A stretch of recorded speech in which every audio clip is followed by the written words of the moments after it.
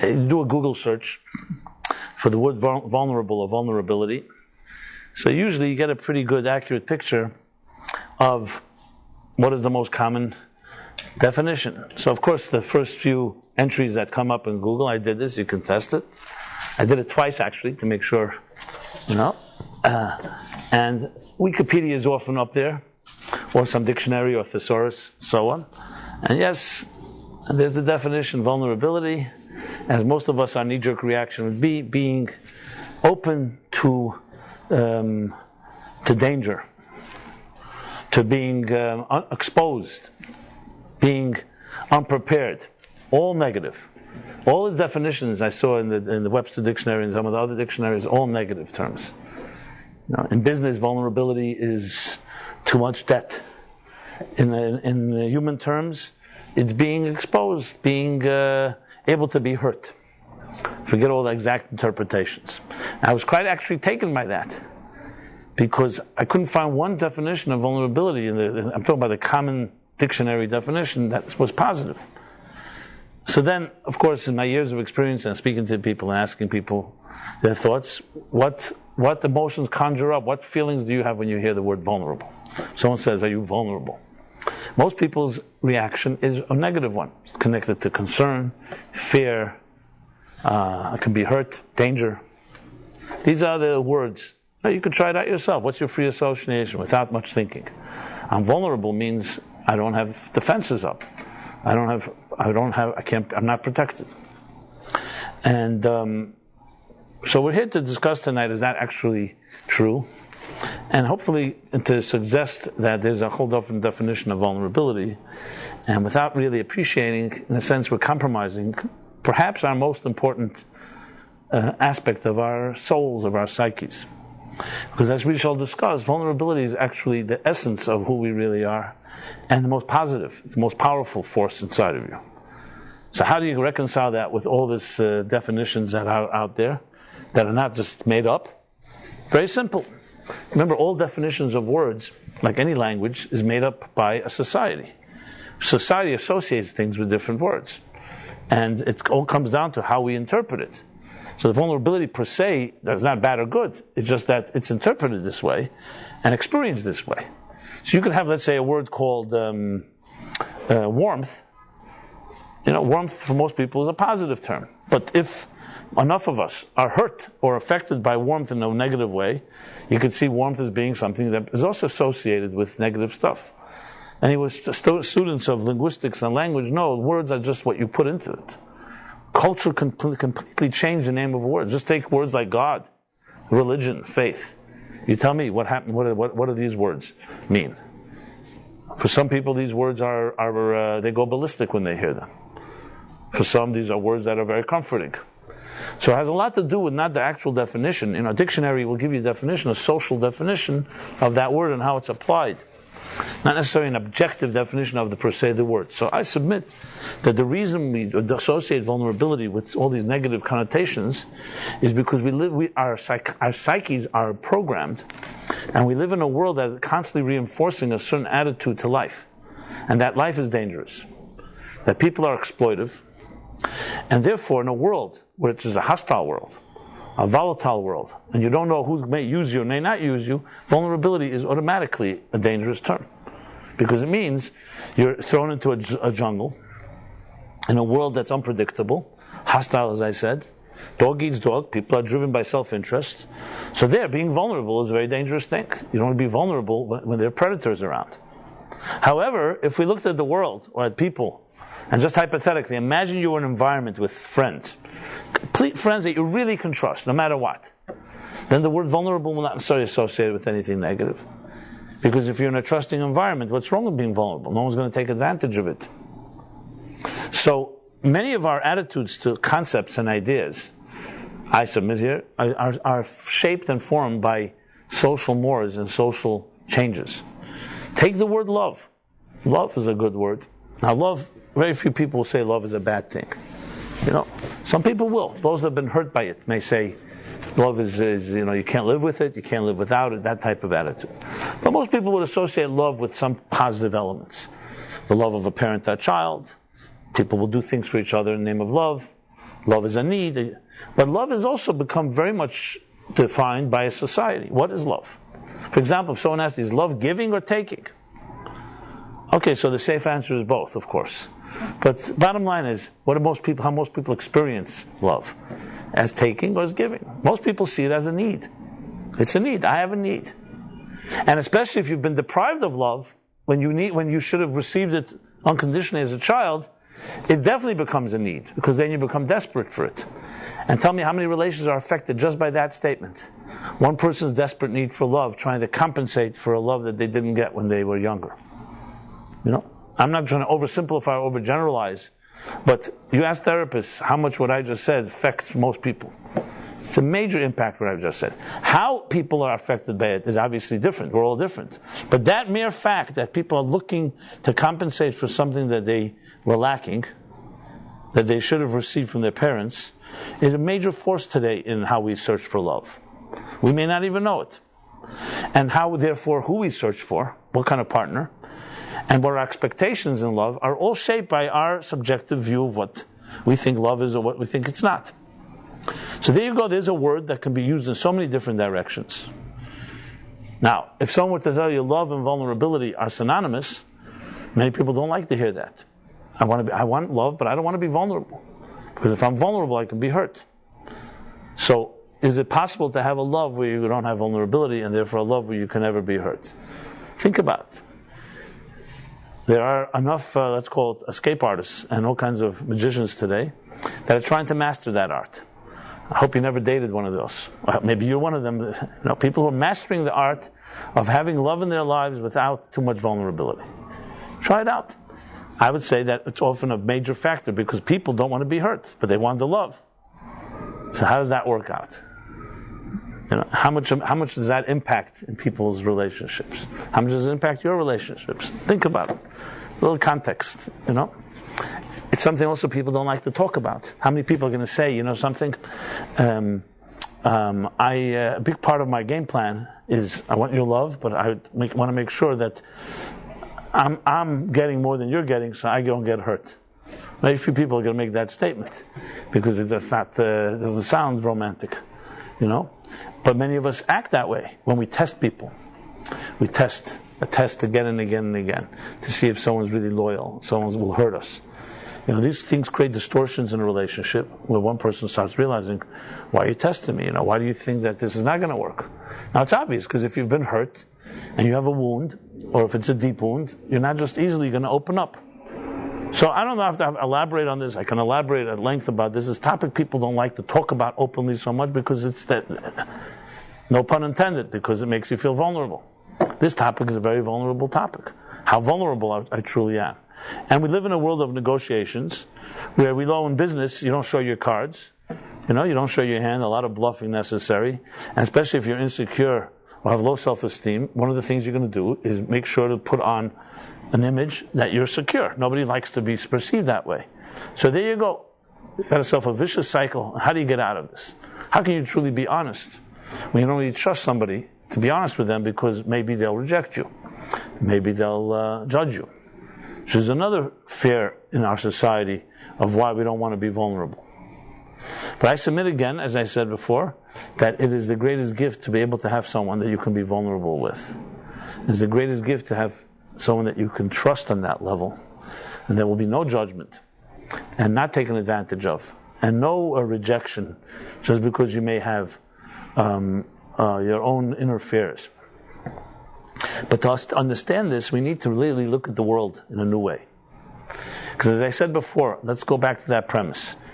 Let's just take an example. If you think the world is a jungle, I say the world, your world, the people around you, then obviously is a certain attitude. What do you do when you go into dangerous territory? You come well armed. You come very well prepared. You're careful wherever you go. You look over your shoulder. Right? If you come into an environment where you know that you can trust, it's a warmer environment, it's an environment that you've learned that this is a peaceful place, or it's a place where you can feel comfortable, your guard is down, your attitude is different. So I would say that most people, and I say most because I've met every person on earth, but based on what I've seen, what I've read, live that type of life. Children, by the way, Well, it's not a by the way, it happens to be fundamental to our discussion, but by the way, in this context right now, children are completely vulnerable by no choice of their own, actually. A newborn child does not have anything to protect themselves. They're completely under the control of the nurturing, or the should be nurturing parent. That's what a child is. A child is, in a sense, an embodiment, an incarnate of vulnerability. Now the child grows, but where does the child learn its attitudes? As it develops attitudes, it picks up attitudes from those around it, from the adults. So if it grows up around, this little boy or girl grows up around, bless you, around insecure adults who hide their vulnerability, what is the child going to do with its vulnerability? It's going to start being ashamed of it. It's going to start seeing it as a liability, as a handicap, as an impediment. And we'll stop celebrating it. So if we want to put it into a cliche, which I don't like cliches, no one likes cliches, but listen, we live in a world of bumper stickers and cliches. Love, as we shall discuss, is the celebration of vulnerability. The day you can celebrate your vulnerability is the day where you learn to love in a healthy way. And I know it's counterintuitive to everything that we think about when we hear that word vulnerable. And in order to appreciate it, we have to look at ourselves and life in a new way. As I said, if you look at yourself, or you look around you as basically that we are inherently selfish individuals, inherently always, in other words, at risk because someone may exploit or take advantage, then it's very clear what the conclusion is. You need your armor. You better have a very good arsenal to protect yourself, especially from those that are special predators that are very manipulative and very good at what they do. However, if there's another perspective on life, which is obviously what I'm going to submit here, then the attitude may be different. And I'm not suggesting a naive approach that there aren't predators. That's not what I'm getting at. The discussion here is not whether there are people who take advantage and exploit. That's indisputable. The question is whether it shapes your whole attitude to life, and that's it. That becomes your definition of life. And it controls how you live. Which really then means you're a victim of this attitude. You're a victim of those type of people. So we all know there are people like that. We all know this world is possible to have people like that. We all know when you meet someone, you can't know who this person is. So I'm not suggesting any of that. I'm not changing that picture. The question is, what experiences do we have? If you've only experienced, for example, selfishness around you, if you've only seen people who are self-absorbed and they're busy exploiting others, obviously that becomes your standard. And any exception is going to be an anomaly, aberration, you should say. Whereas if you've grown up around people that were really noble, special, sensitive, kind, gentle, then the aberration may be the selfish. Well, Judaism and Torah, that's what it comes to do. It comes to give us paint a backdrop of a higher and better reality than the one we're usually exposed to. Frankly, this is really what any real education should be doing. And any parent, and any role modeling, and any mentor, what they really want to give us, is another perspective. You think life is ugly? You think things are disappointing? You think things have to end up in disaster? I will show you another picture, paint another picture of possibilities. And therefore you can readjust your expectations. And therefore look and seek and yearn for a better world. But if you don't know what a picture like that looks like, obviously, if your image of life is dark, then that's going to be all your tools and all your attitudes, and every move you make is going to be shaped in darkness. You do certain things. It's dark. You're going to have flashlights and lights and all kinds of things to protect you and to be able to see through the dark. But if someone shows you a light, shows you a picture that's very bright of yourself or of others, then your attitude is different. So in a very general sense, this is really what we do. What we do in a class like this, look at the Torah, look into Judaism, and try to see a better world.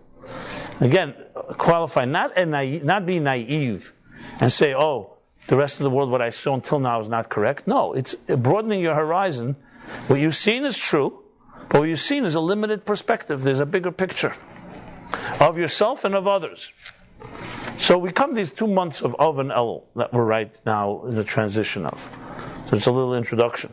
So the 12 months in the Hebrew year, I've discussed in the previous classes, especially during this series about shadows, the last 4 or 5 weeks.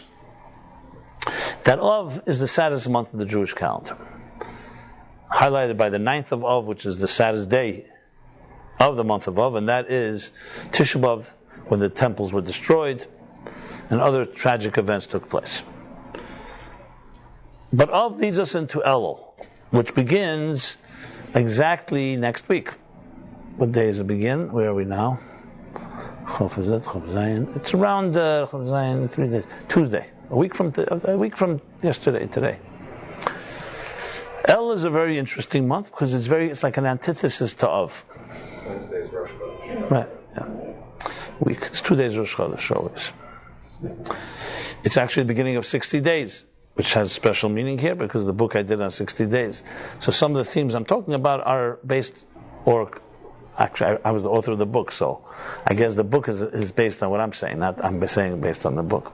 However you want to interpret it. But the bottom line is, it's actually not me nor the book, it's from sources that precede me. I should really be for full disclosure. And that is that these 2 months carry with them a fascinating story of life. So we all know, and we're told this many, many times, that life is filled with is a cycle. Life is a cycle. There was a Rebbe that once told somebody who had suffered a great financial loss after making a large fortune. And I think it was the time in Vienna, the first Ferris wheel, I think, was invented and displayed in Vienna, like the late 19th century. So it was like a big news. So he said to him, there's a lesson from we learn lessons from everything. We learn a lesson from a Ferris wheel. I think you could look it up. This large Ferris wheel that was built. It was like a phenomenon. I think they had some World's Fair or some type of thing, but they built this a Ferris wheel. What's the lesson we learn from it? That life is a wheel. Galgal hachazer is the expression. It's a turning wheel. It's a returning wheel, you can say. When you're on top, as it continues to turn, that it's going to go down and you're going to come to the bottom. But when you're on the bottom, always know that it'll continue to turn, you'll come back to the top. It sounds like a simple lesson, but as I said earlier, it's not so simple. Because psychologically, it's hard to align ourselves to that attitude. We like to always be on top. And we're there, we take it for granted and never believe that we're ever going to turn from there. But as the wise, like Joseph, advised the Egyptians that prepare in the year of plenty for the years of famine. Most of us don't know how to do that. When things are going well, we take it for granted. Tomorrow is forever. Tomorrow will never come. So understanding life that way is really understanding life like I've always mentioned, a good swimmer. A good swimmer does not mean an excellent swimmer is not someone who knows how to swim under all circumstances. That's not true.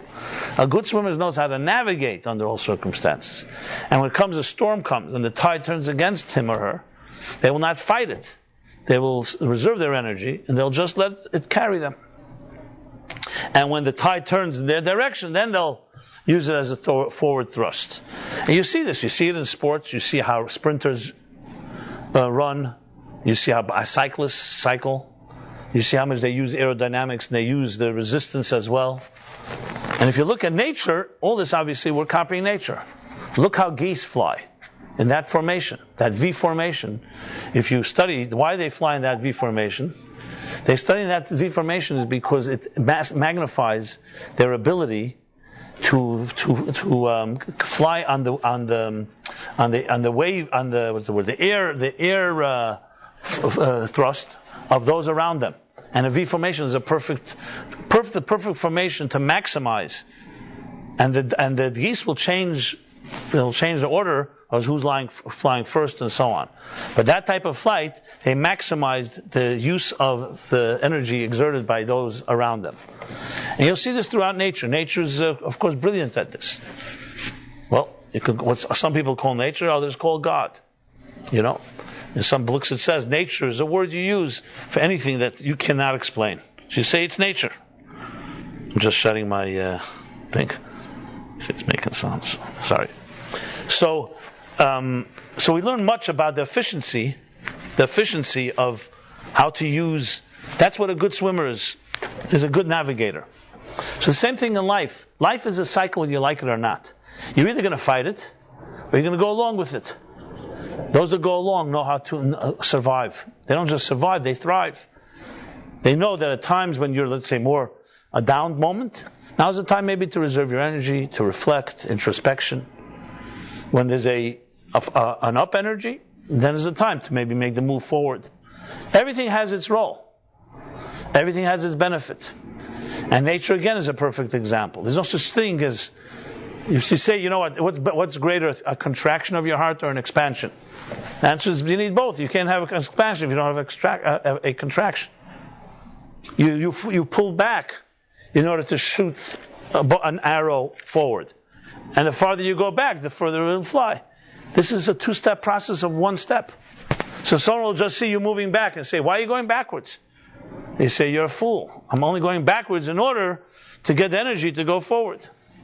But in life, we fight this natural cycle because we want it to be good. We want it to be comfortable. We want to be always stable. We don't like unpredictability. I submit that there as well, that this is a big part of our not being able to be vulnerable. When you don't want to be vulnerable, and you don't want to ever feel that you're unprotected, you always have to be moving. People who are very comfortable have no problem. At times, the Ferris wheel is now in a lower state. Now it's time to gather my energy. Who said I have to do anything? But you have to be very secure to be able to feel that way. If you're not, you will fight the cycle. Because when things go down, you'll feel that it reflects on you. And I've observed this. I've seen people who've had very difficult things in their lives. And other people, and not only have survived, come out of it in unbelievable strengths. And other people with far less tragedy, far less challenges, can't handle it. So are they wired different? I think they're wired different has a lot to do with how secure they are and what they saw as children and the adults around them. How did they cope when it was difficult? The real good swimmers, what they learned was when it's difficult, it's an opportunity to, as I said, gather the energy, make your strategy, introspection, and so on. For someone who's insecure, however, when there's a down moment, they let it reflect on themselves. They think, that just reaffirms that I'm worthless.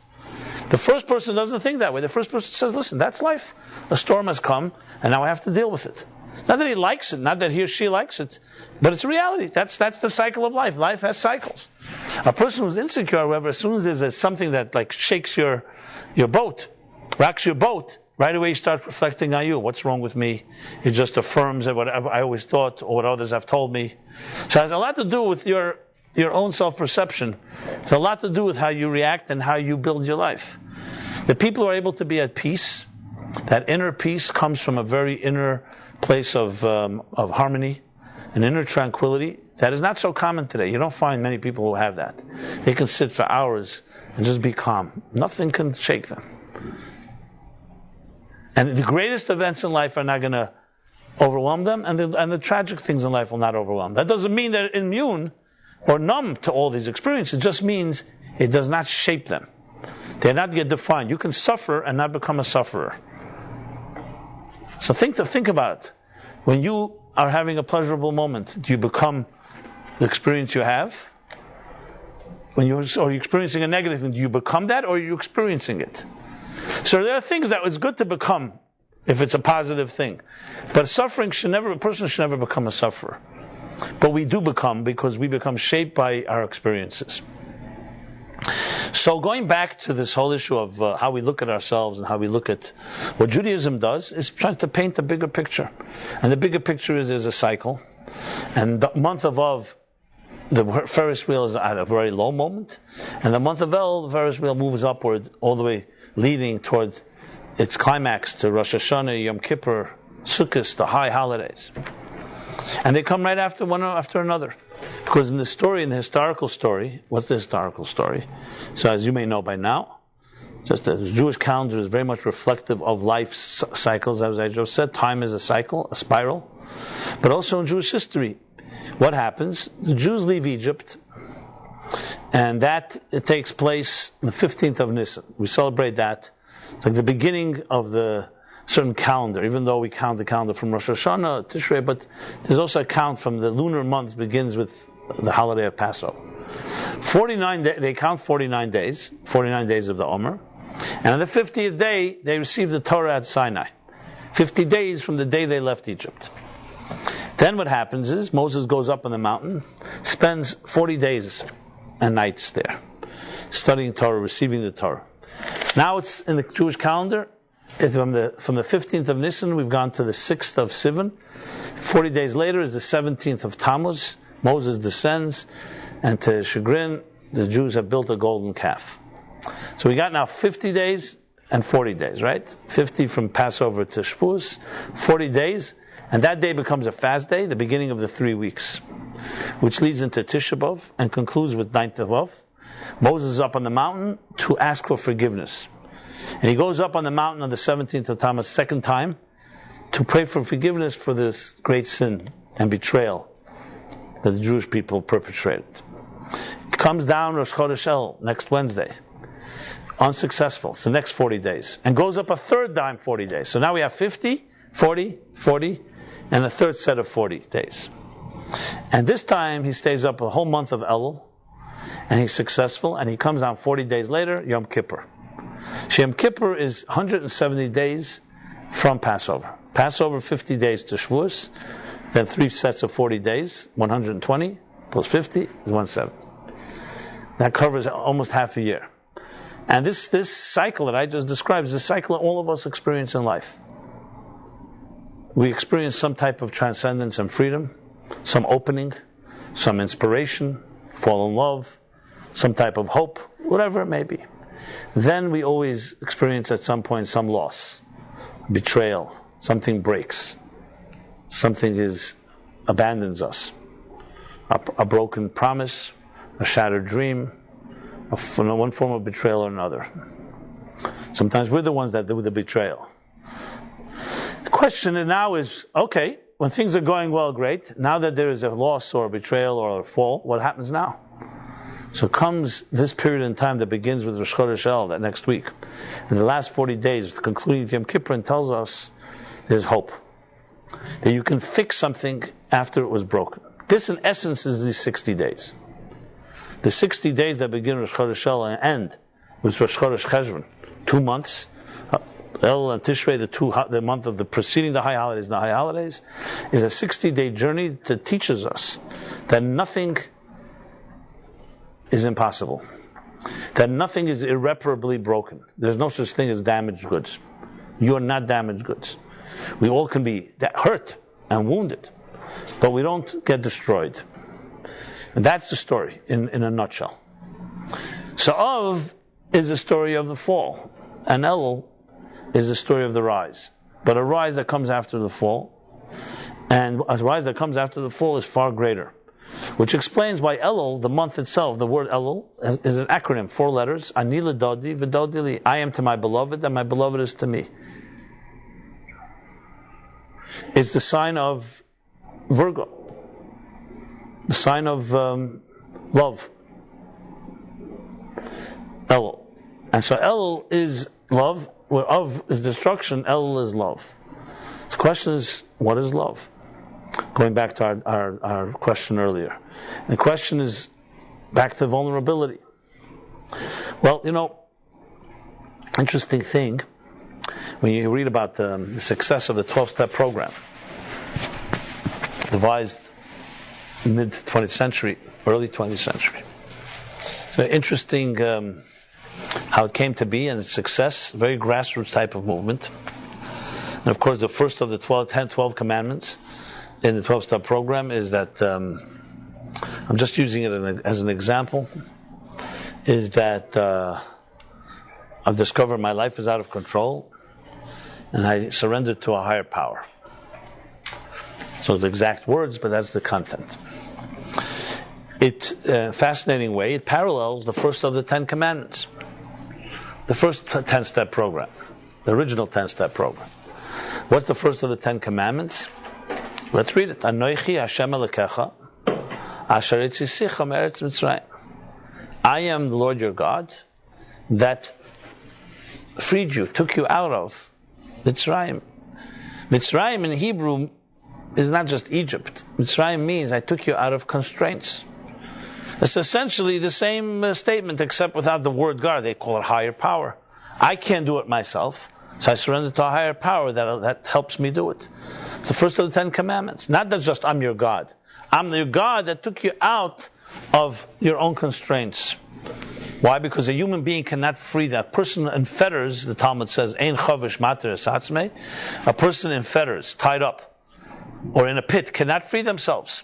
Psychologically speaking, you cannot free yourself from the psychological traps that you created, because you're part of the problem. Okay, Einstein and others have said you cannot change a system from within itself. Or I'll rephrase: you cannot solve a problem from the system that created the problem. So if the problem is created within your psyche, how is it going to be solved by you? You won't be able to see it. So that's why you need a force, surrender to a force that's greater than you. Anochi Hashem Elokecha, something more powerful than you are. That helps you reach that place. Now, the interesting phenomenon is this. Why is it that people have to hit rock bottom, or have to suffer, or some trauma, some crack, before they're able to see some light? Why is it when we're riding high and things are going well, it's so difficult to pierce?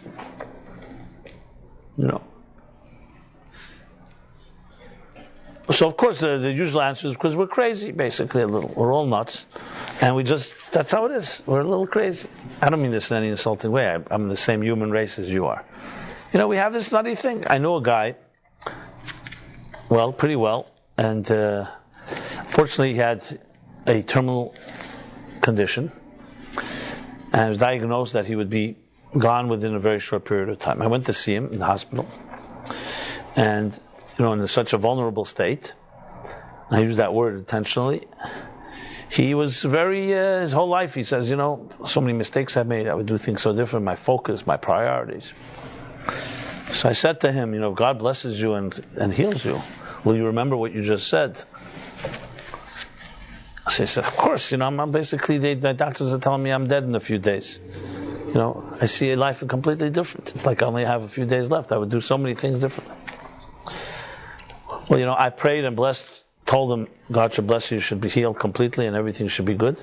But remember what you said. Inside of me I said, I'd like to see that happen. And what happens to this guy? How do you like that? He gets healed. He recovers miraculously. And he comes back to life. And everything goes back to regular. And when I meet him and I say, remember that? I don't know.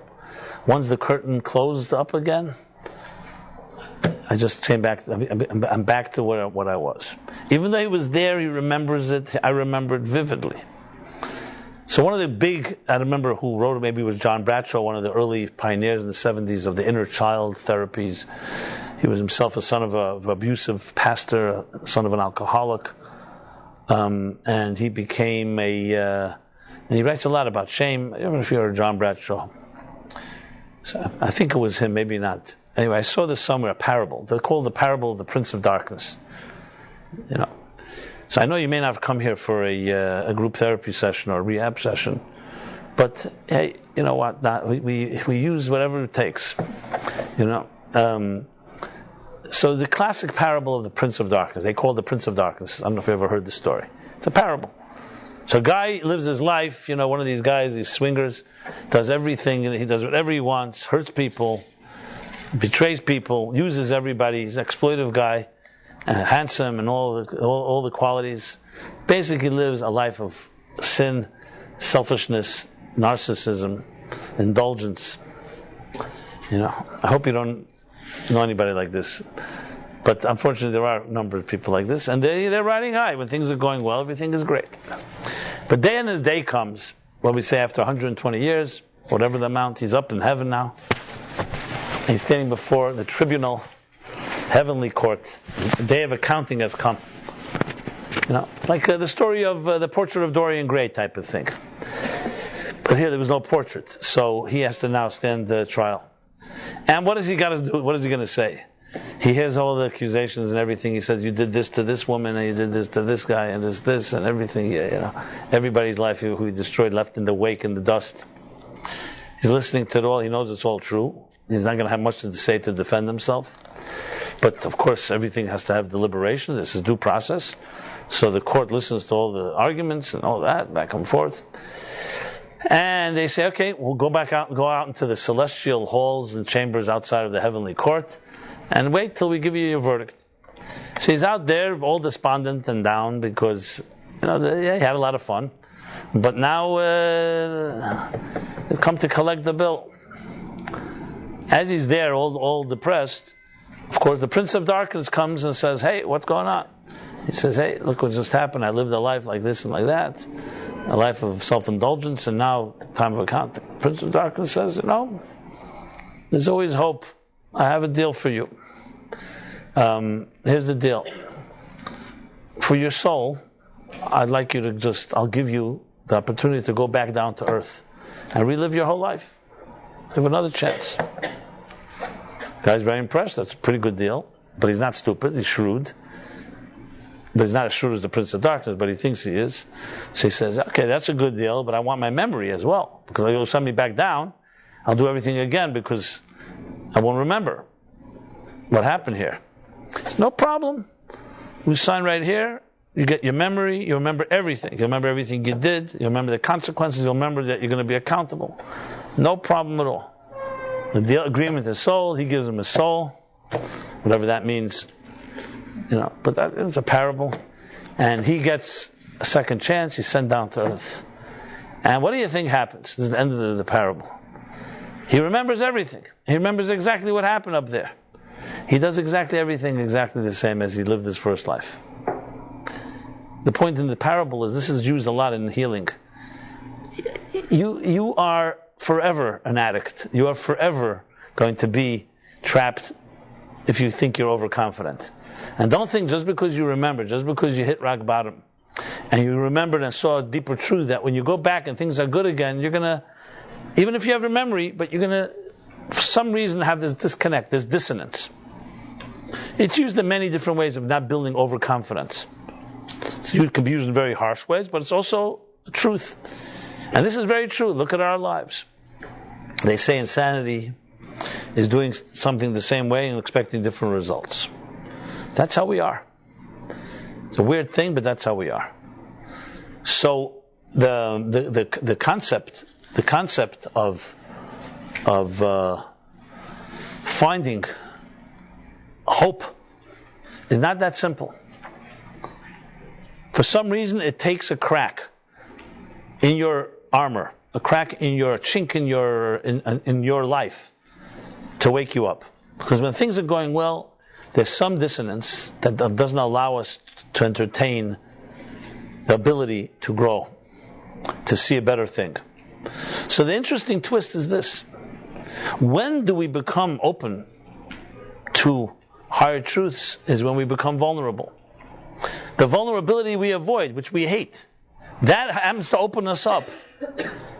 Because when things are going well, you think you're invulnerable. Who thinks they're going to die? Look at life. We all know mathematically everybody will die. Yeah, who lives their life that way? I mean, there are people who think about it all the time. But most of us we don't think, okay, you know what, I'm like one day closer to death and therefore I better get my act together. We don't think that way. And all you need is proof, is all these different gimmicks they call forced savings. Or automatically debit your account. Why do they have to do that? Because we just won't stick to it. That's how we are. We need to have all kinds of tricks. So there's something about a certain inertia about our status quo that's very powerful and exerts more energy than you may think. It's deceptive because the status quo doesn't sound loud and powerful. It's not like someone pulling you somewhere. It's on the contrary. You're trapped where you are. How much power is there in that status quo? So if someone was pulling you and saying, you know what, here, seducing you or pulling you, you could say, it's a big strength, I'm going to resist. But it's very hard to resist a power that doesn't look so powerful. And that's your status quo, your comfort zone. That's why a crack shifts things. Things didn't work out exactly as you planned, then suddenly you're upset. It upsets the balance, and it shakes up your status quo, basically. What do you do when something is frozen in place? Sometimes you got to crack it. There's no way around it. Psychologically too, sometimes you need shock system a shock to your system. Because if not, you're just going to continue doing what you're doing. As long as you can be comfortable, that's what you're going to do. And especially if within is a very insecure little child that does not know how to be vulnerable, you're going to do everything possible to appear invulnerable. You're going to do everything possible to make believe like nothing can faze you.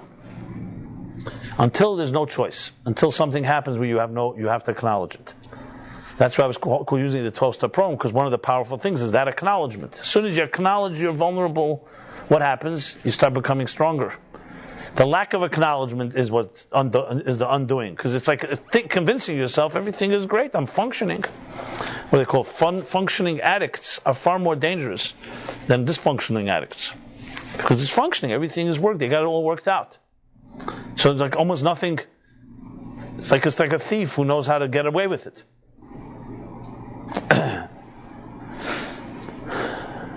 Now, people who are very secure and people who are of a higher consciousness, you'll find that they're vulnerable even without being hurt.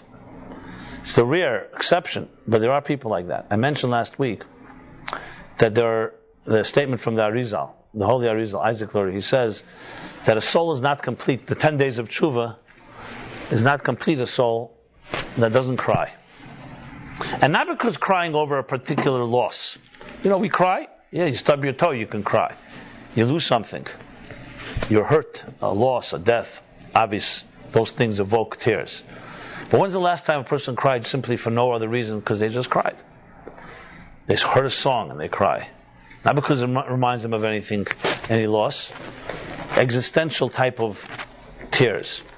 You just can cry. Sometimes you can cry just by thinking about life itself. Again, not due to a negative thing. That type of sensitivity is a vulnerability that is the greatest strength of all.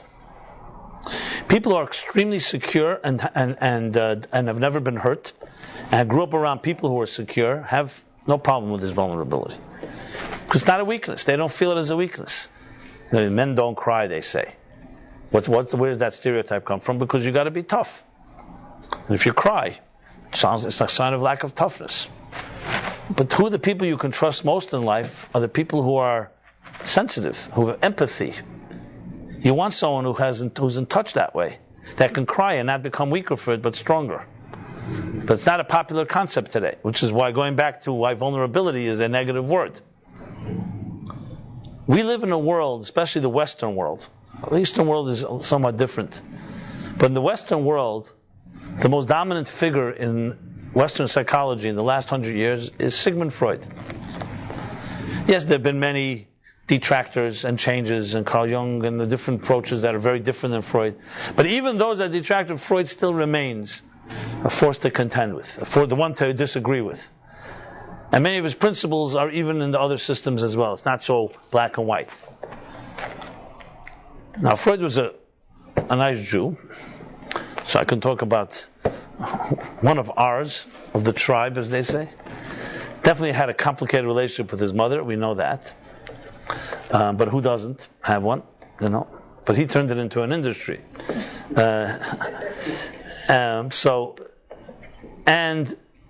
So Freud's concepts, which were revolutionary to modern psychology, frankly, from a Jewish perspective, are not revolutionary at all. They were just never, they will call it institutionalized. They were never turned into a formula. But it was the basic knowledge of every Jewish home in the shtetls. It's not a surprise. Freud as a Jew, came and understood that. And there are people who associate very clearly his understanding of the psyche and so on.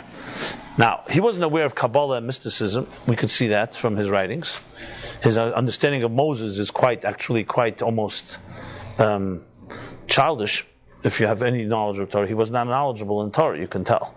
But he had Jewish genes, that's for sure. So, had he been aware of mysticism, it may have changed everything. Also, he was interested in building a career, building a reputation. Ego was not a non-factor in Freud's life. He was not one of the selfless guys. And these things also tend to distort, perspectives and how you present things and how you so-called control words and so on. But the idea of unconscious is not Freud's creation. It's pure Kabbalistic thought, pure Jewish thought. Jewish thought talks about unconscious consistently and very openly. It's not even hidden. It's not cryptic. The only thing is, he made it popular in a secular world. They can talk about it. But if you read the Arizal's Eitz Chaim, full of the concept Moichus Tema, which means the unconscious mind, the concealed mind, the hidden mind, is a theme that is in the Zohar, in the writings of Arizal, plenty, and discussed at length. But the thing with Freud is that what did he identify? What he called the id, a German word.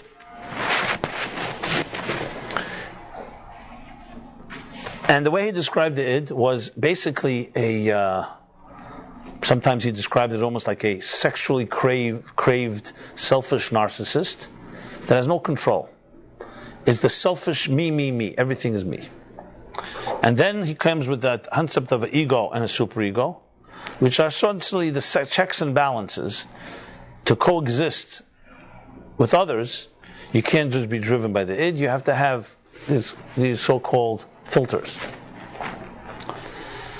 And that's how we live our lives. But at the heart of everything is either the sexual selfish drive or just selfish drive. There's different variations of how people interpret it. Now you'll say, does everybody believe that today in the Western world? I can't say everybody agrees with it completely, but it's definitely one of the dominant viewpoints. And when you throw into what we'll call the Darwinian Freudian model, even though you don't have to associate the two, and some call what they call social Darwinism, is essentially the idea of survival of the fittest. Richard Dawkins made it popular in his book called The Selfish Gene. The gene is essentially an inherently selfish entity.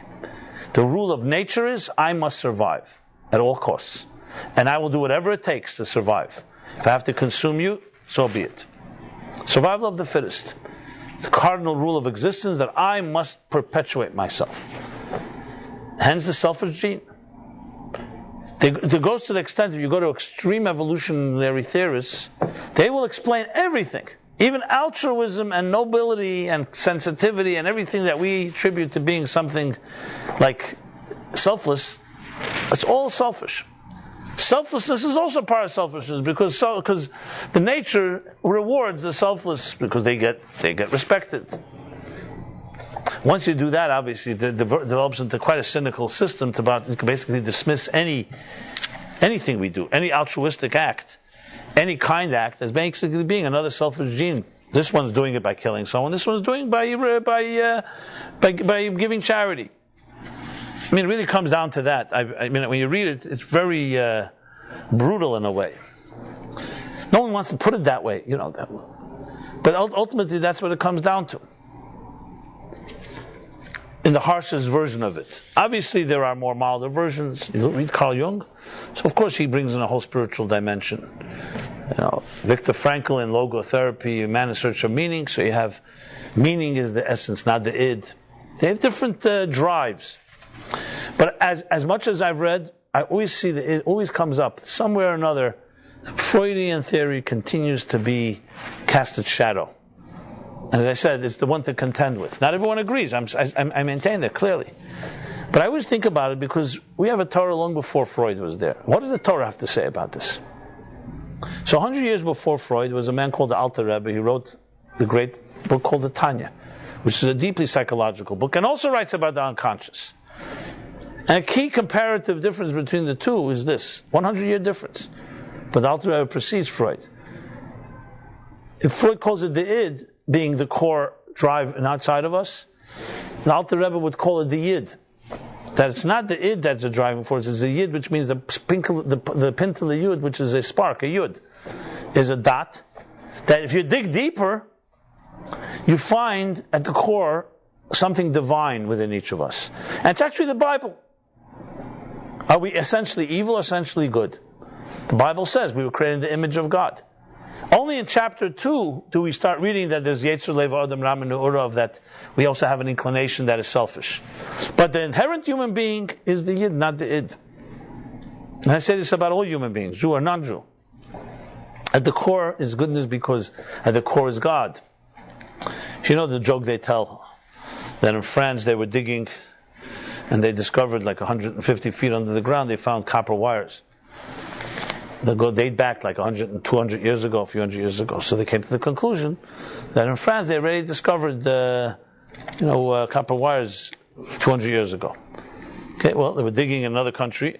Where is it? Let's call it England. And they find 1,000 years ago, they find down around 1,000 feet below.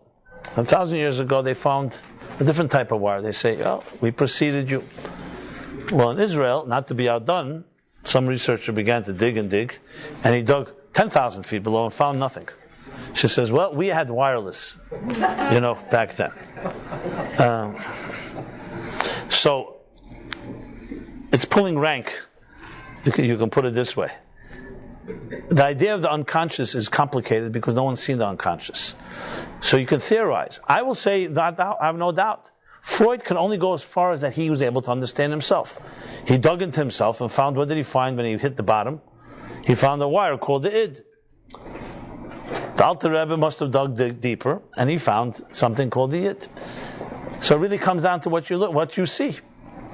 You can look at the world and see a jungle, as I said, a dark place, and then vulnerability is dangerous. Because you're living in a hostile world. You need to protect yourself. If the id indeed is the driving force of human beings, then being vulnerable is not a very healthy thing to be in this world where anybody can use you and exploit you. And they will do so. The selfish gene will do so. So you better be on your guard. And vulnerability is not a virtue. But if at the heart of it all is a world of divine, and if you dig deeper, you find forces that are spiritual, power, positive, good energy. That's a whole different story. That is actually there. Vulnerability is a virtue, not a liability. It's a virtue. Because how do you experience beauty? How do you experience love? Can you listen to a song? Can you look at a flower without being vulnerable? Do I have to even explain that? So many of us will say, that's no problem. I do it in my privacy. Nobody has to know that I'm vulnerable. But you're vulnerable. Just nobody knows. Because you won't get hurt. But you're experiencing the most resonating experiences are all connected to vulnerability. Dealing with children, I mentioned children. Love, your soul, beauty, music, sensuality. You name it. It's all about vulnerability is the tool that experiences that. Being invulnerable and being all powerful and aggressive is not a tool to find something of beauty within yourself or another. Love itself, intimacy, sexuality. I'm talking about it in its healthy form, not as used for in any other way. What is it if it's not being vulnerable? But it's very difficult to be vulnerable because we have been hurt, and we could be hurt, and we've seen hurt. That means we're letting the hostile world or the hurting world affect the experience that is most vital in experiencing the real you. What does that say? So it's a good question to ask yourself. How much of who you are today is being undermined? The real you is being undermined due to your experiences that have hurt you. So you're creating all kinds of armor and protections and fears, maybe even legitimate ones. And the bottom line is, the part of you that is the most precious part, that soul inside, is locked and trapped because you've become a victim to all these circumstances. And you're perpetuating it because that's how you see yourself and others. So the answer to this is, instead of looking at the month of Av as just an outside month of destruction, look at it as the birth of greatness. Comes Elul. And what does it teach us? That within it all is some deeper love. You need to see a different picture. If all you've grown up around is hate, obviously your life will be shaped by that, and that's how you'll react. The antidote to that is to find love, is to find something to look at that's equally powerful and compelling, and say, I don't have to shape my life around the hatred I've seen, I shape it around the love I've seen. I told a story last week about this, the Holocaust story. The guy was praying, and the Nazi asked him, what are you praying? He says, I thank God for not creating me like you. You see people who suffered greatly, and they come out more refined than ever, and do not become bitter and angry and become like they don't become like those that perpetrated the evil against them. How's that possible? Because they have clearly another perspective. If you're a neutral person, you will be shaped by what has happened to you. If you've experienced hate and you've been at the brunt of hate, you have been the recipient of hatred and all that comes with it, what else would you have except to become a hateful person? The only alternative is because you've seen something else. I often deal with a situation where someone growing up in a home where one parent extremely dysfunctional, other parent very very functional. That exists as well. Not all dysfunctional people marry dysfunctional people, just for the record. So you have a situation, sometimes you see a mother that's very unhealthy, the father very healthy, or vice versa. No one has a monopoly on this. All depends on what families they grew up in. And it's very interesting to see a child like that growing into an adult because they have both. They had a model of hysteria, of insecurity, of fears, of tantrums and anger. And they have a model of the opposite. And there's no real rule who's going to dominate. It's almost you can't predict. It comes down to ultimately sometimes where the child is wired, what they've been exposed to. Sometimes you see both elements. So there's no way that you can say that all of us are one way or another. We probably have a mixed, I would say definitely that we all have mixed tools. I've never met a person that has 100% negative, dysfunctional tools. Even very dysfunctional people always have some positive tools. That's how it is. And vice versa. There's no one that has it all perfect. The challenge is what we call the snowball effect. In Kabbalistic and Hasidic lexicon, there's a concept called taruves tevera. It means when good and evil get all mixed up into one big chunk. And that some ways that's considered to be worse than real evil, pure evil. Because when something is bad, and you know this is bad, you just avoid it, and that's it. But what happens if the bad and good are mixed together? It's a person that's very kind to you, loves you, but they also have another side to them. Those are far more destructive experiences. Because number one, it creates insecurity, unpredictability. What's with this person? Loving, not loving. That's why, by the way, abuse that comes from parents or from anyone that's close to you is the worst type of abuse. Because it's coming from a place where love is supposed to be coming. A stranger is a stranger. Initially, you're wired differently. But when something loves you, and they actually show love, and then a day later or a minute later show something that's the opposite of love, it plays with your wires. You start saying, is it loving, is it hating? You start coming to think that love and hate come together. As bizarre as it sounds, people who grow up in that type of environment, it's strange. Love and hate, love and pain come together. They expect someone that loves you is going to hurt you. Someone that loves me is going to hurt me. And if it doesn't happen, they almost help make it happen. I know it may sound bizarre. If it sounds bizarre to you, it probably means you're probably healthy in this area at least. But it's not so bizarre for those that have experienced it, because that's what happens. So the snowball effect, which is like everything is mixed together, taruvis, is complicated. Because what you really want to do is what it says in the book of Daniel, you want clarity. I want to know what is, like we say in this week's chapter. Today, behold, today I show you the path of blessing and the path of curse.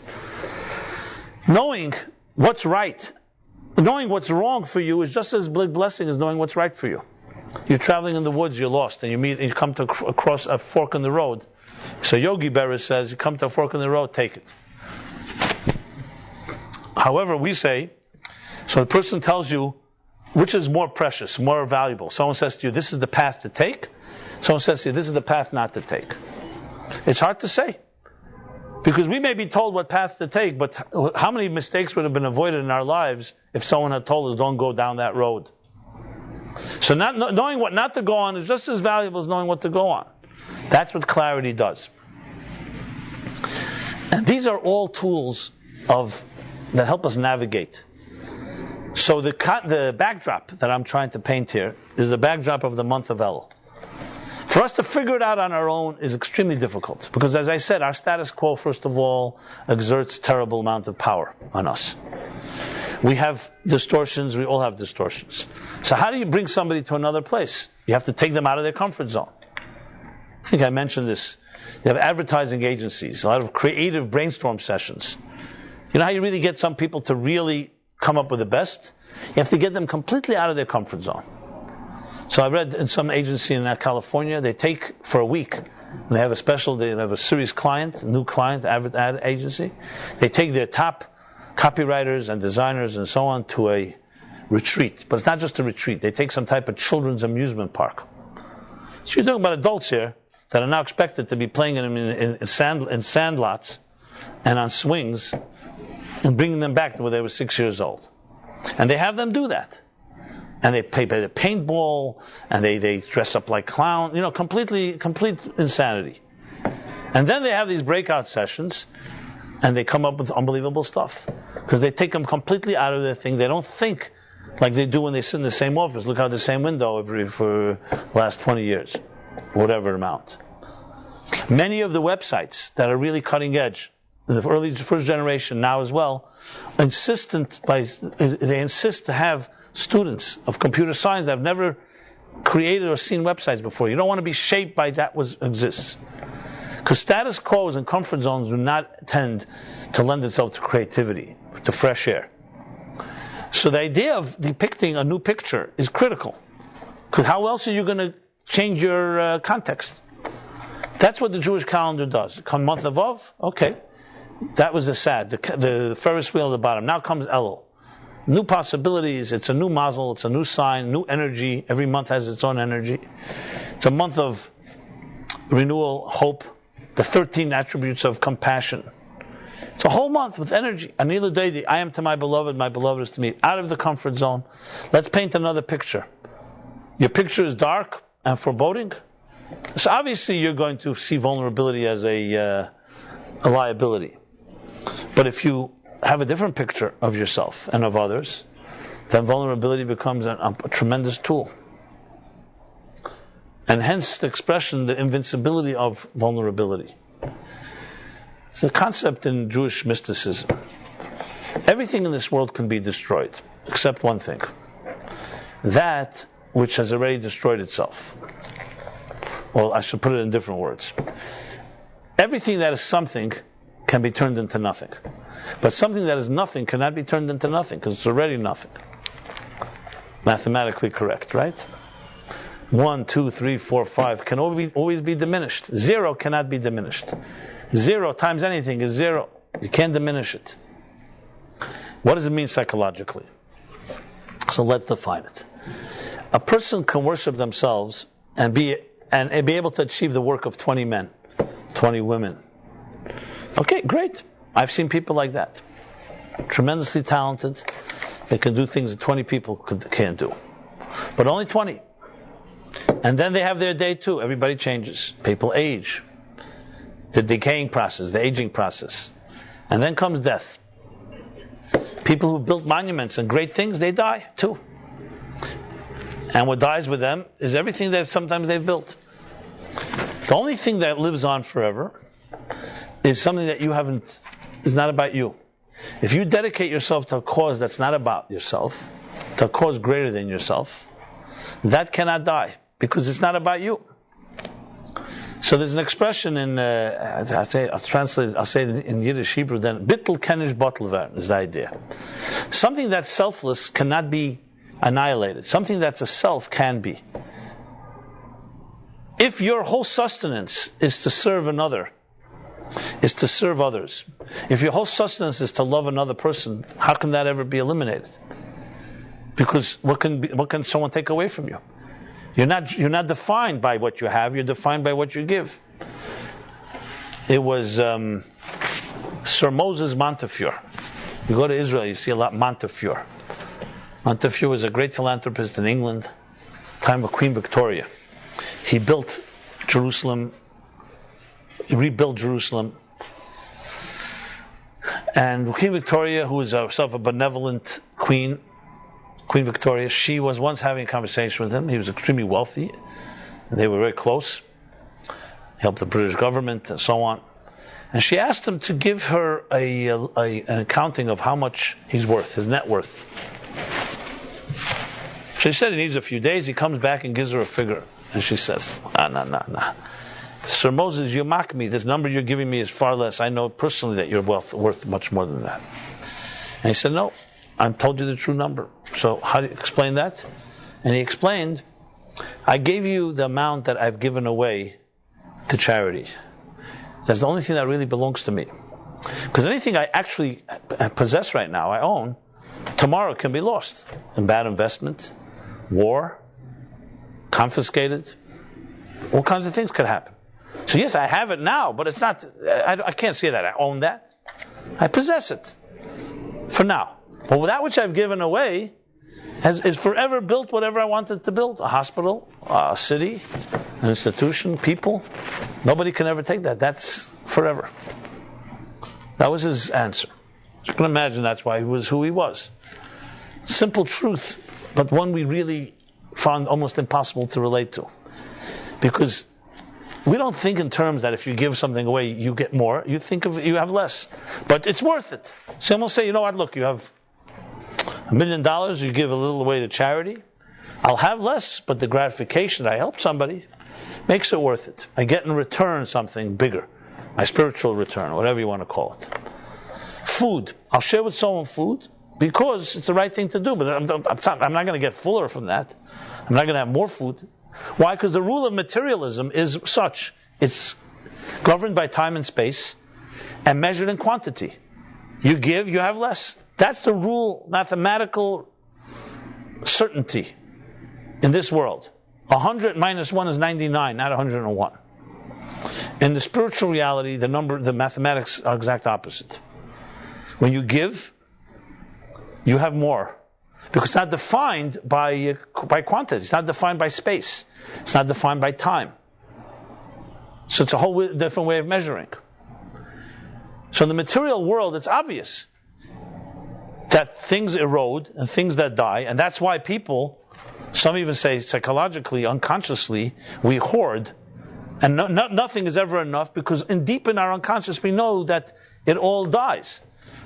So you do anything possible to accumulate as much as you can, even though everyone knows you can't take it with you.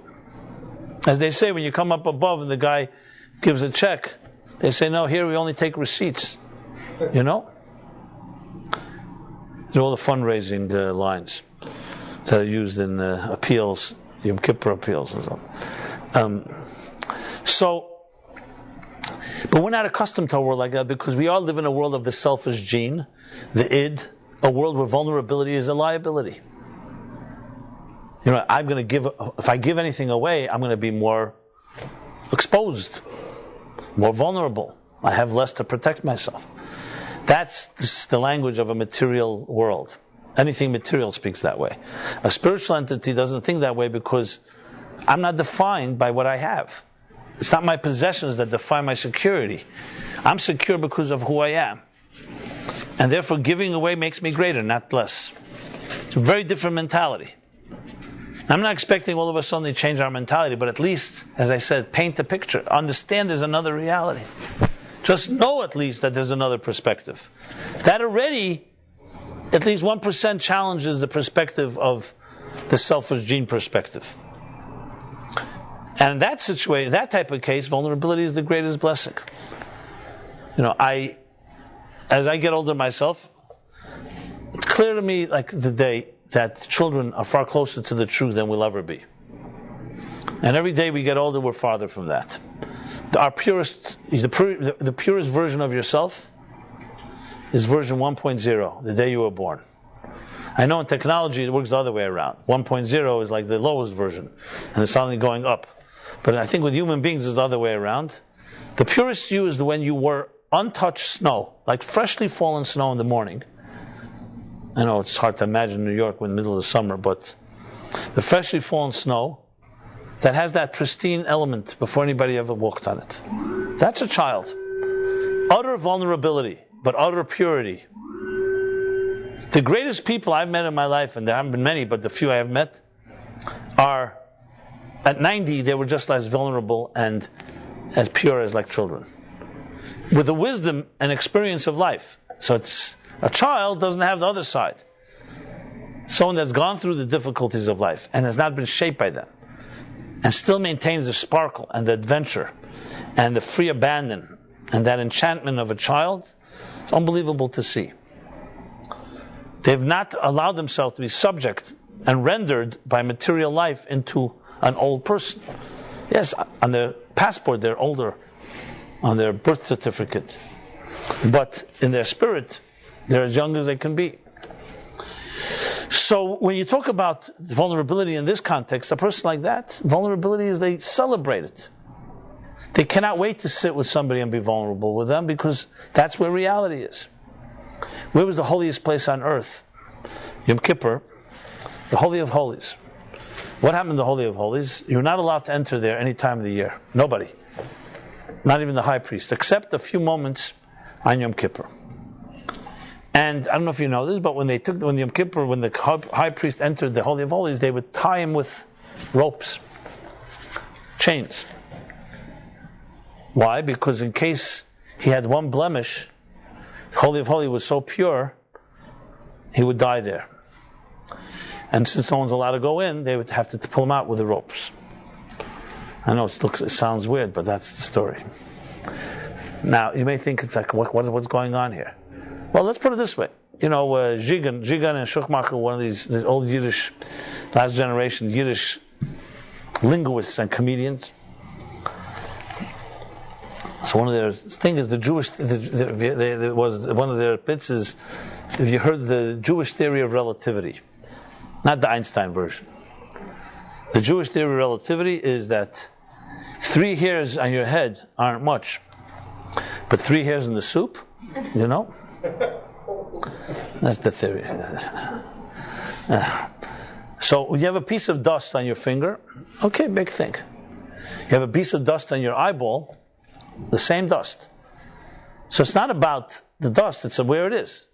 If it's in a very sensitive and tender place, it's going to be it's going to be trouble. So it'll be irritating. The Holy of Holies was like the eyeball of the universe, the most sensitive place on earth. A little piece of dust there is not tolerant because of its holiness, not because of its judgmentalism or anger or negativity. It's pure. In the Garden of Eden, before Adam and Eve ate from the tree of knowledge, it was like the Holy of Holies in a way. That's why they were naked and they were not ashamed. What's wrong with being nude? Since when is sexuality an issue? It's only an issue for somebody who's conscious and has something to be hiding or something to feel guilty or ashamed about. Sexuality is as pure as anything. It's divine. As soon as they felt themselves and their consciousness came into being, now it's about you. Once it's about you, now starts the problems. Now they cover themselves with garments. The birth of the garment industry was right there when they ate from the tree of knowledge. Yeah. A lot of industries were born then. The search for paradise, a few other things. Fountain of youth. Probably the cosmetic industry too, started to have to hide behind masks. So,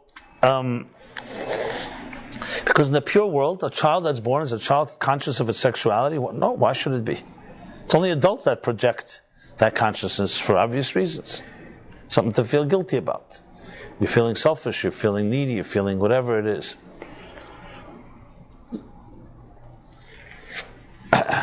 So, in the Holy of Holies, on the holiest day of the year, Yom Kippur, is that pure place.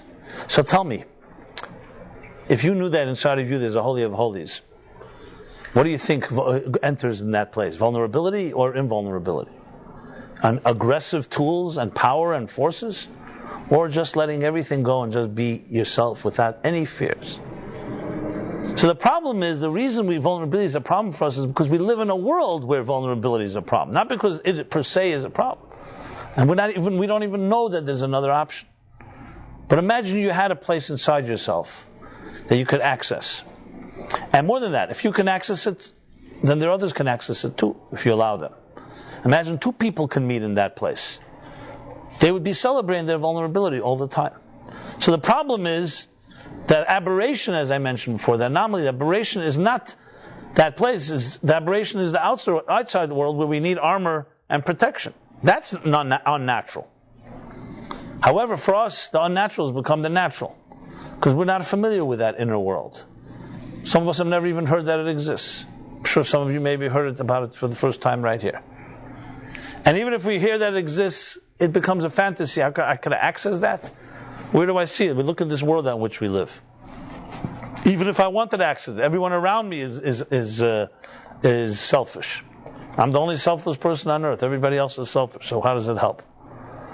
But in Judaism, that's not how we think. Maimonides says it's not about looking at everybody else. That's people looking at people, looking at people, looking at people. You can go that ad infinitum.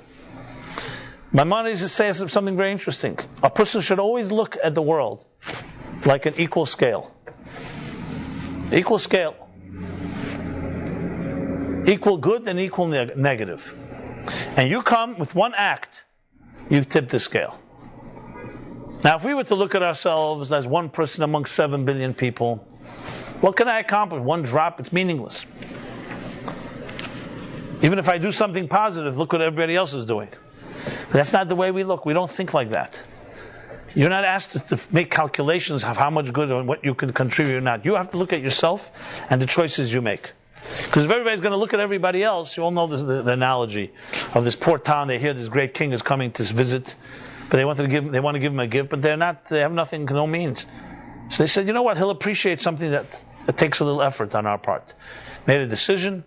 Everyone's going to take of their precious wine that they save for Shabbos and pour a bottle of wine into a big barrel, and we'll give the king the barrel of wine. So he'll know that wine is very precious stuff, very expensive for us. Everybody contributed. So it'll be a meaningless. It may not be valuable to the king, but it'll be valuable because he'll know that we all did something for him.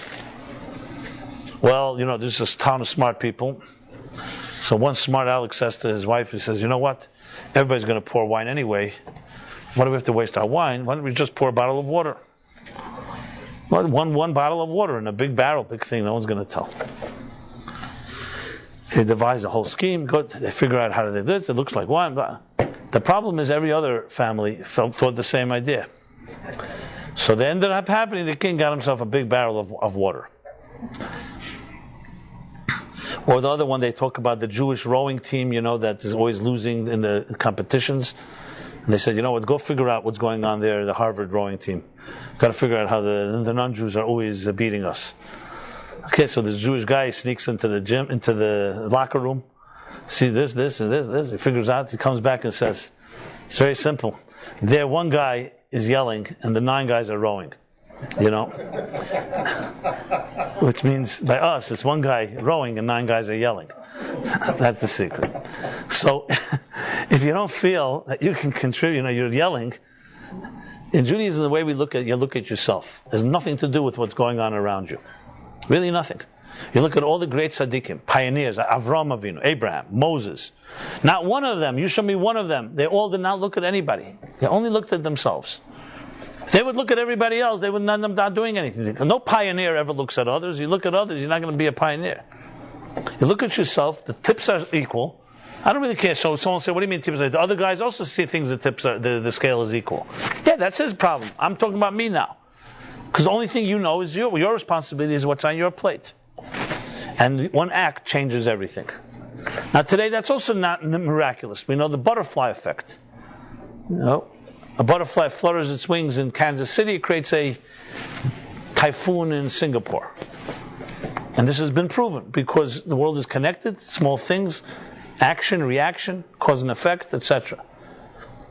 So the attitude is to understand, is to look at ourselves and look at what we're capable and look that you have another side to you. You have a holy of holies. Yom Kippur, it will be revealed. But now begins a 40-day process that leads to that. Because obviously, the more you prepare, the better you'll enter. And in that place, it's such a sensitive place that only vulnerability works there. There are no lies. There's no masks. There's no aggressive tools. You come only you as you were born. Pure. Complete vulnerability. And it's the most refreshing experience. So to find a person that you can experience that within life, that's your soulmate, if you can find that. Hands down. That's what you're looking for. But we have a whole other, obviously, checklist of needs and all that. It really comes down to really having someone you can trust. Two trusting people. But you ask most people, they'll say it's far more complex. I'm not attracted to this thing and that thing. I'm not suggesting other things are not valuable, but this is the heart of it all. This is what you want. Because you can have everything else. You don't have this. You don't have a relationship. You have your needs met. Maybe it'll work. Maybe it won't. And this brings me back to what nothing is and something. Something that's nothing cannot be annihilated. Ego, very easy to. The taller they are, the greater they are, the harder they fall. Something that's not defined by self, how can you annihilate that? Pharaoh made this mistake, thankfully, and so did all other anti-Semites. When he heard from his stargazers that a man will rise and be the savior and take the Jews out of Egypt, and he'll lose all his slave labor, this great Pharaoh, very smart man, said, you know what, simple. Let's do this. By the way, the sound is working good? Yeah. He decreed, kill all the little baby boys. That way this Moses, this man, will never rise, will never grow up. And he killed many. The girls he left alone. What happened? The Talmud says, Torah says, the husbands told their wives, you know what, let's stop having children until this decree is over. It's going to kill all our boys. Not they didn't love their daughters, but he said, let's avoid this whole thing. The woman said very simply, what are you talking about? If we don't have children, we're all going to die in this godforsaken place. We'll never get out of here. And the woman prevailed. And they found ways. The Talmud says some women went to the field when they had to give birth. Yocheved, the mother of Moses, took the little boy, as we know the story, put him in a basket on the Sea of Reeds. They found ways. That doesn't mean there wasn't plenty of children killed, God forbid, tragically. This Pharaoh could not destroy. See, the mistake he made was, as usually we project, Kol HaPoisel says, we project our strengths onto others, or our weaknesses. He thought, who's strong? Men are strong. They bear arms. They're aggressive. They're the warriors. That's my enemy. Women and children, they could be subdued. What he did not count on was the power of faith. He did not count that the women are going to say, you know what, we're going to figure it out one way or another. And that's it. All you needed was one boy to make it. And Moses was the guy. And Pharaoh's entire stargazers helped nothing, all his tricks. You cannot destroy the invisible. You can only destroy the visible. You can destroy. You're strong? I can be stronger than you. Vulnerability can't be destroyed. Because vulnerability is not shaped and defined by what it is. It's shaped and defined by what it's not. How could you destroy that? Someone who celebrates vulnerability and that for them is their is their essence. You could take away something from someone that if they possess it. You can't take away something that they don't possess, so to speak. And ultimately it comes down to the people who really celebrate that vulnerability know that their lives are not their own. They don't see their lives as me, I'm great. They see their lives as being a divine gift. And therefore, how could you take that away from them? What are you going to take from them? If you take it away, it still remains a divine gift. So what? It doesn't take on the shape of a physical body. This cannot be destroyed. This is the reason, and the reason that most people cannot understand, it has never been replicated.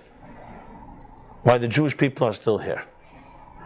Now tell me, do you think the Romans didn't want us to live on forever? Or the Egyptians, or the Spanish Empire, or the Babylonians, or the Assyrians? Of course, which they all wanted to immortalize themselves. The pharaohs of old built those pyramids and they tried to find ways of immortalizing themselves. Everybody wants to be immortalized. The bigger the ego, the more immortal it wants to be. So how come they couldn't study the Jewish people and figure out what the trick is? Hey, you have a people that have survived it all, thousands of years. You know why? Because even if they know the formula, they're not willing to pay the price.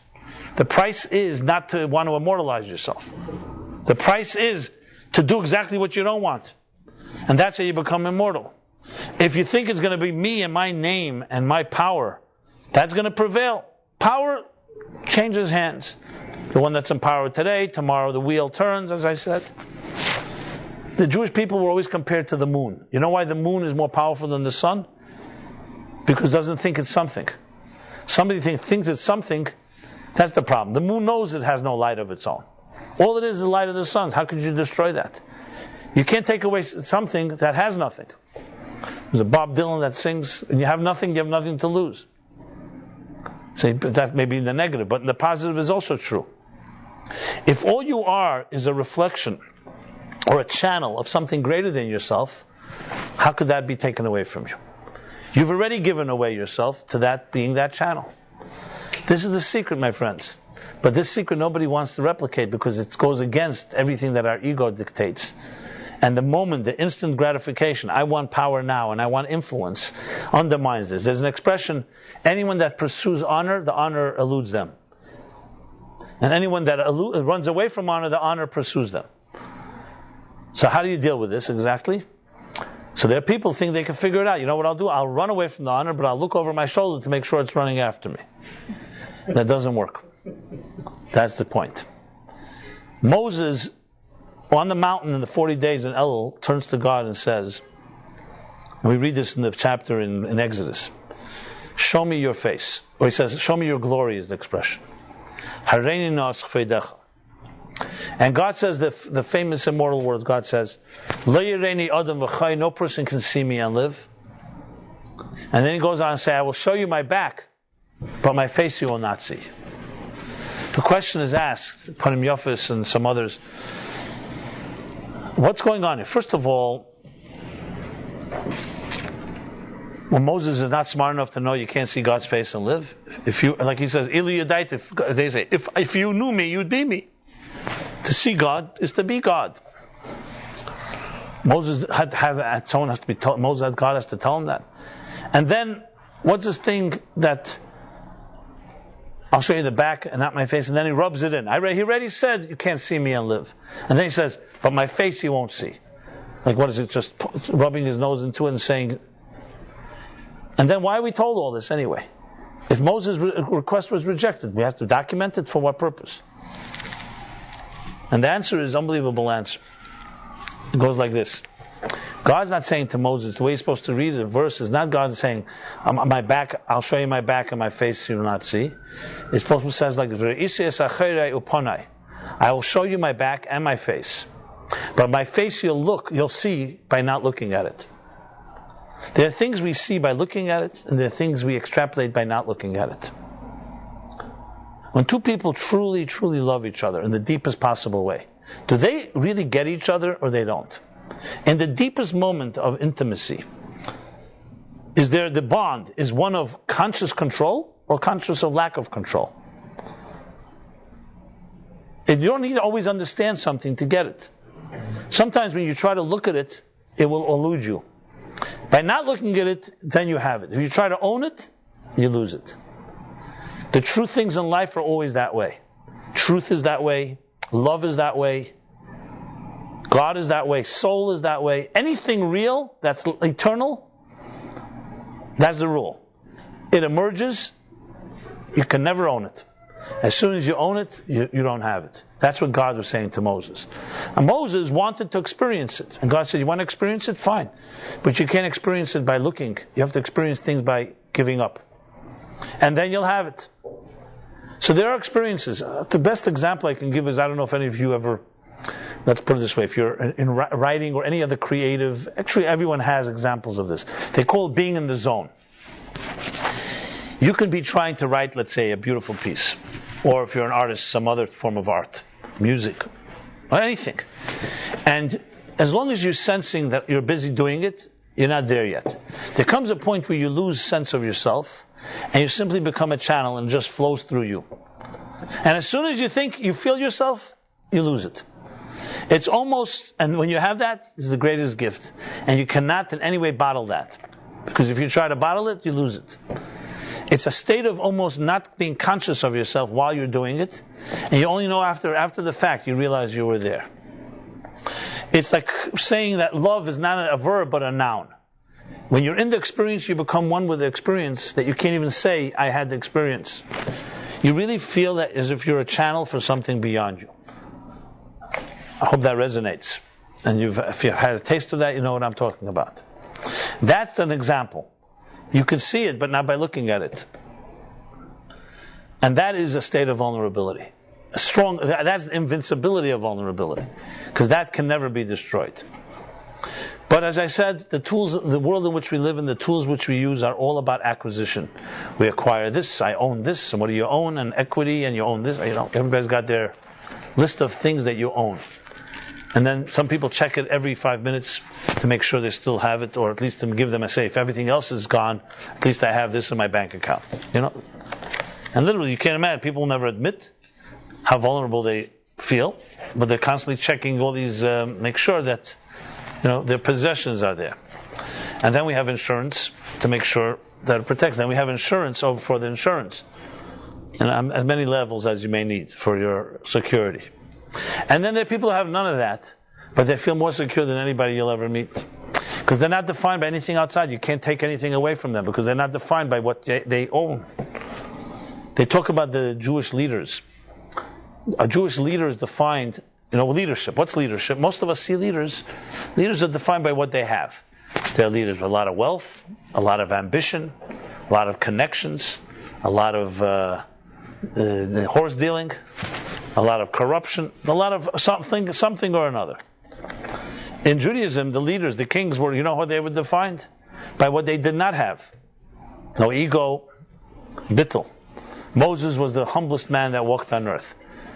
Now that doesn't mean he didn't know his qualities. It meant that he knew his qualities, but he said, they're not my own. They were given to me by God. Had someone else been given these qualities, they would have done better than I. And this was not just not just lip service. He sincerely felt that. A person like that can never be destroyed. Because he's not built by himself. Nothing can destroy him. He becomes a channel for something beyond himself. So I hope some of these words that I said here will help us appreciate or try to enter a new type of world where vulnerability is actually the greatest asset. As opposed to a world that's hostile, where vulnerability is the greatest liability. Very different worlds. Vulnerability is basically you in your purest form, without fears, and without all the accrements that cause us to live in fear and live in insecurity and need to protect ourselves. Practically speaking, can you enter such a world? Yes, you can. That doesn't mean that you can just do it anywhere in any situation. It's finding environments and finding moments where you access your holy of holies. This can be in moments of study, of prayer, meditation, contemplation, with friends. It could be swimming. It can be in love. It can be taking a stroll. We all have tastes of this. Everybody relates to it because it resonates, but the problem is we don't have control over it. It's more like almost like little escapes that we take, the places we go to for some solace. But to see it as a model for life, something that you can aspire to, that everything in life is meant to lead you to that place. For most of us, as I said, it's a compartmentalized experience. I know I'm going on vacation, I think I'll have a little peace there. Maybe that's called the Holy of Holies for me. I'll be a little vulnerable on my own somewhere. But to turn that into a standard, that is your life, and the rest is only meant to be a stage for you to experience your own inner vulnerability, that's a different type of story. So like they say, we're not physical beings on a spiritual journey, we're spiritual beings on a physical journey. We're not aggressive, selfish creatures that from time to time have some type of spiritual epiphany. We're spiritual, vulnerable entities. We're children having an adult experience, not adults that were once children. And definitely not children who are just adults in formation. Adults in the making. So my friends, look, you all have that inner child, you all have that inner spirit, and the ability to really celebrate it. Learning to celebrate vulnerability is the greatest gift in life. Then you're real. That's where reality begins to enter. Up till that point, you can go through many motions, you can do a lot of good things, but it's all little pieces of not the real thing. The real pure thing is that ability to not have the fears and know that you have that place inside of you that nothing can hurt, and therefore there's nothing to protect from. The challenge is to find the right friends in the right environments, as I said, the right people, to be able to somewhat have taste of it.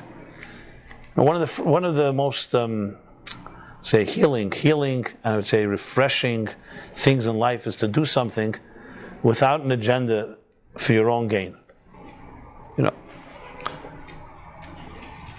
Jews come together, we come to study Torah. Here, it's a class like this. People online. You're not going away here with any awards or degrees or some type of recognition. Everybody's got their reasons why they're sitting here.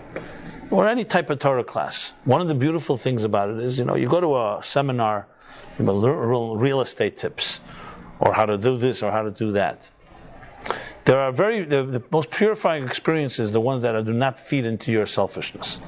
So one thing that's a suggestion to start, let's call exercising, somewhat massaging that vulnerable gene inside each of us, that vulnerable nerve inside each of us, is to do things for the sake of another, not for your sake, or for the sake of just the experience itself, not for direct gain. That's very refreshing experiences, because most of us, what we do something for personal gain. I mentioned last week that fellow who lived in the gilded cage, and for him he found it by volunteering to help needy children, special children, and changed his whole life. The special children, because suddenly he was doing something that was not fitted into his comfort zone. For a party, to show off, something like that. He was dealing with real children. He was real. A Down syndrome child, a child with some other handicap or illness. Yeah, the reality is there. There's no games. You're dealing with someone that's their life. It brings out a truth. No one should ever know of that. I'm not suggesting, but for him it was the biggest blessing. I hope for the children it was also a blessing to meet him, but for him for sure. It's the biggest blessing, because he had to face reality. Unfortunately, sometimes, as I said earlier, pain and cracks in life show us reality more. But you don't have to wait for that. It's there all the time. You just have to find people that are honoring and celebrating that. But regardless how you come to it, that is where reality plays itself out. Everything else, my friends, are means, the stepping stones. This is where the music is played. This is where your destiny plays itself out. This is where your immortality is determined or not determined. Will you live on forever or not? It's not going to be all the games we play. I don't think I have to even prove that everybody knows that all games come to an end.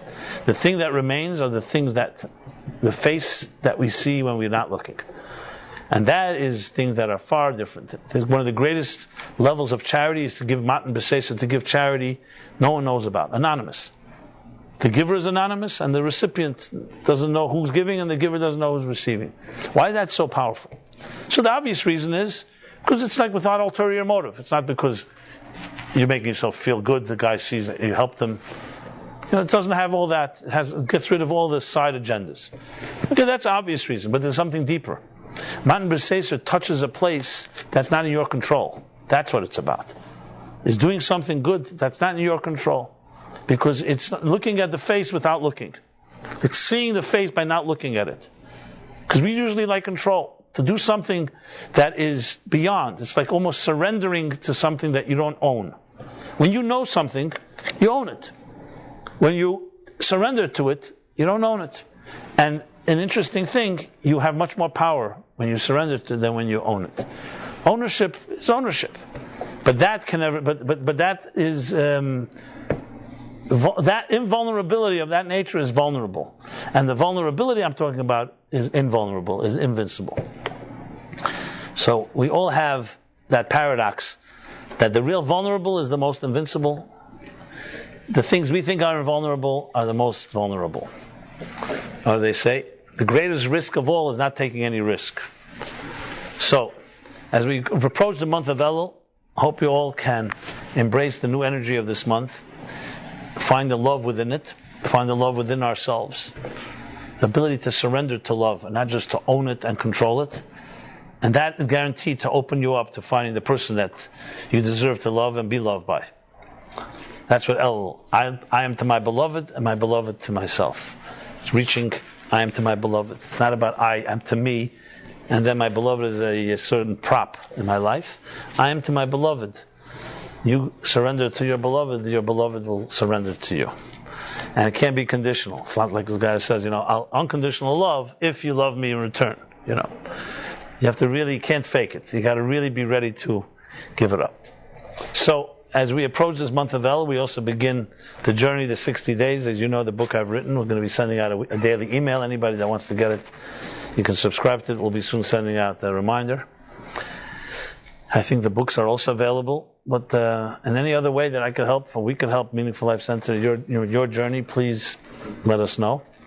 It's an honor a vulnerable honor to travel with you through this life. And I believe Philip is not giving his class till at the end of the summer. Right? We will be here next Wednesday. Again, a great pleasure to spend time with you. Thank you very much.